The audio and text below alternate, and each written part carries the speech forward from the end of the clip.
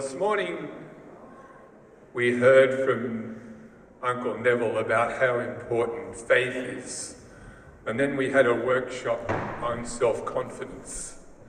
So I'll tell you an interesting little story about both those aspects of spirituality.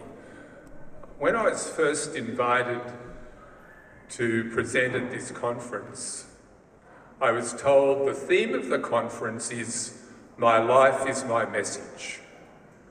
And I thought, well, okay, I can talk a lot about Swami's teachings and aspects of his life.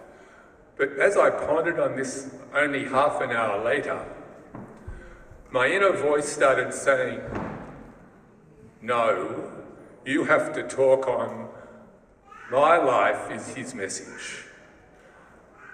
And I thought, that can't be right.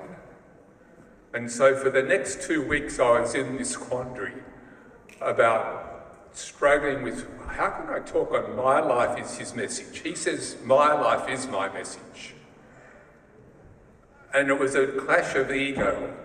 I felt my ego was saying, you're meant to talk about your life. And I was thinking that Swami's teachings are, no, you're not to talk about your own life. And I've always had trouble with ego. I've always had trouble suppressing my ego. I mean, I was born under the star sign of Leo for a start, so there's something that just makes it quite difficult. So it was only 2 weeks later when we had the briefing for the conference that I was told, what we want you to do is talk about your life is his message. So it just goes to show you that even though Swami has given me guidance over decades and decades of time, if we don't have that faith and that self-confidence in our inner voice, in our own conscience, then surrender means nothing. Surrender has to go with faith and self-confidence. Surrender and faith go together. So the theme that I was finally asked to present on and confirmed was "My life is his message." So to start from the beginning, as a child, I was very, very early age, 3, 4 years old. I can remember sitting in Sunday school. And my whole life from that age right up until university was one of very much great involvement in the Anglican Church. And it was during this period that I really said to God, I said, look, you have to guide my life. But at that time, I wasn't aware of all the intricacies of what surrender was and what all these other academic aspects of spirituality were. I had no idea. But I just said to God, I want you to guide my life. And I can quite remember that the very evening that I said it, the night I said it. And without me really knowing it, he did. He guided the next several years of my life. And towards the end of university, I got a job and I moved away from Sydney, and I moved away also from the Anglican Church. Spirituality was always my priority in life. And I wanted to get something more than church dogma. I knew there had to be something out there that would give me the experience of divinity. I didn't know what it was, so for the next 15 years, I read every spiritual book I could find on Buddhism, on Hinduism, on American Indian spirituality, on Mexican Indian spirituality. And this is during the 70s and early 80s, so there was no such thing as the internet, and it was difficult to get books on spirituality in those days.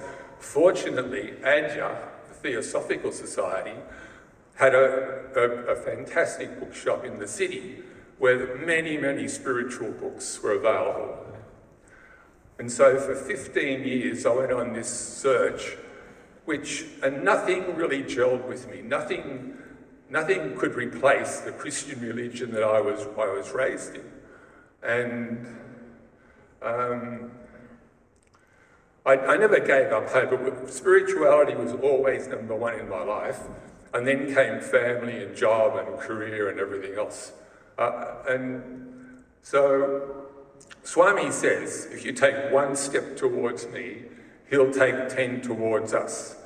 So one Sunday morning, I was around at my brother's place, and we had the TV going in a corner of the lounge room, and we were way over in the kitchen.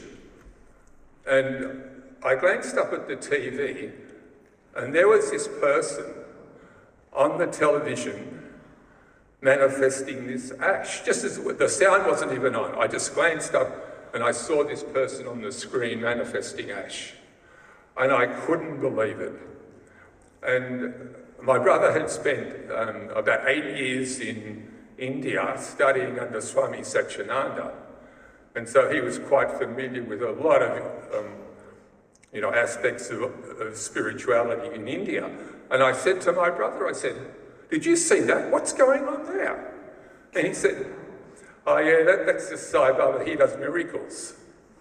But at the time, it struck me so profoundly that here was a person who obviously knew so much more about life and spirituality and this material world than anybody I'd read about and anybody who I'd come across.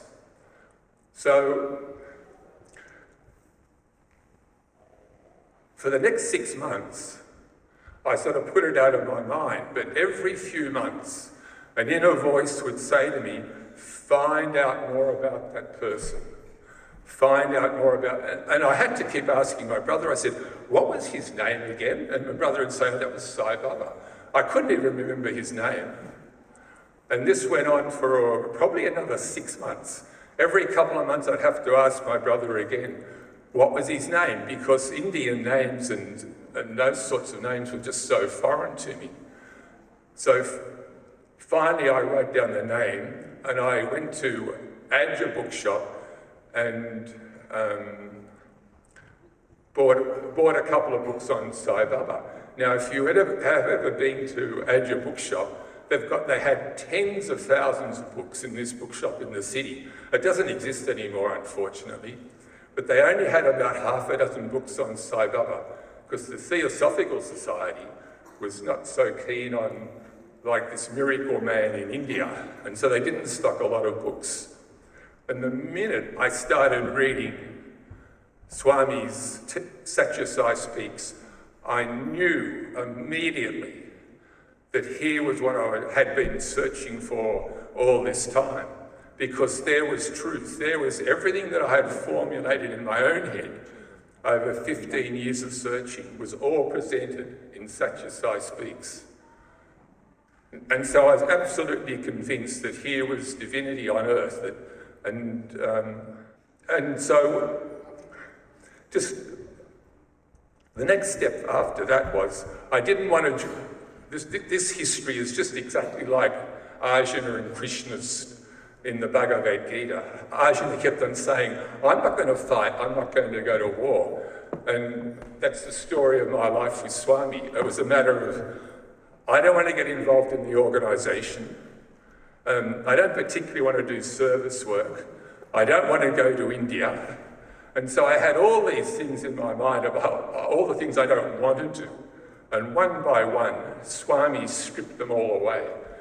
He got me involved in the organisation by pure manipulation of a friend of mine who was invited to a dinner 60 kilometres away from where she lives.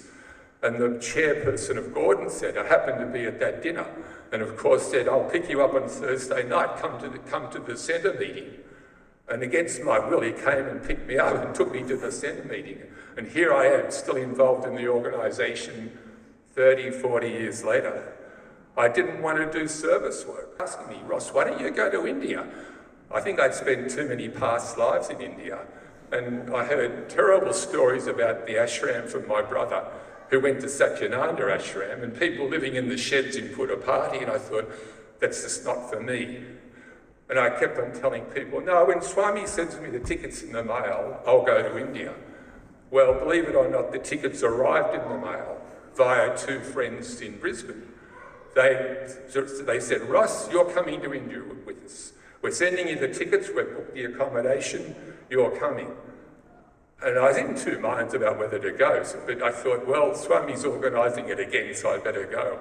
And of course, it was just the most fabulous 3 weeks you could ever imagine.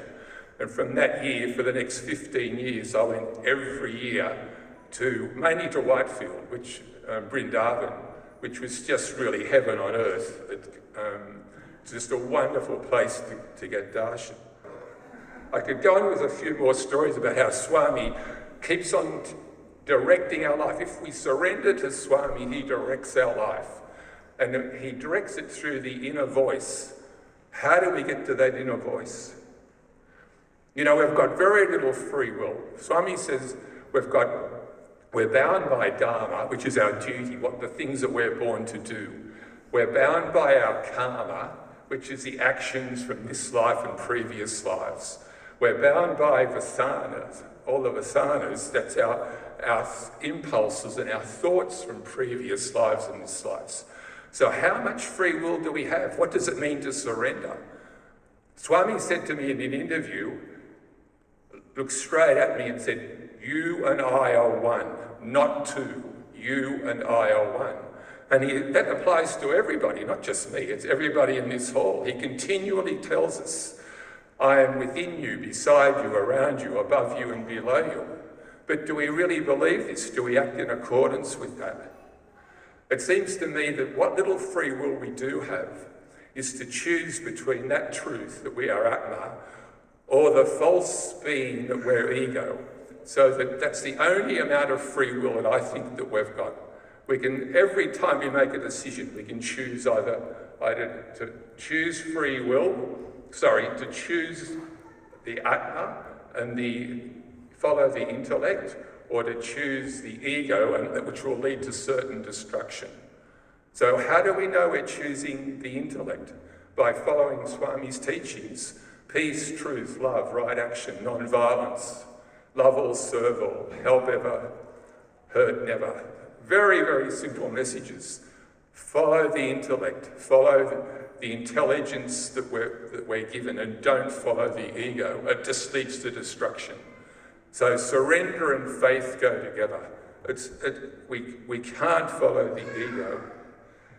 So offer all actions to God, offer all outcomes to God, and therefore make your life his message. So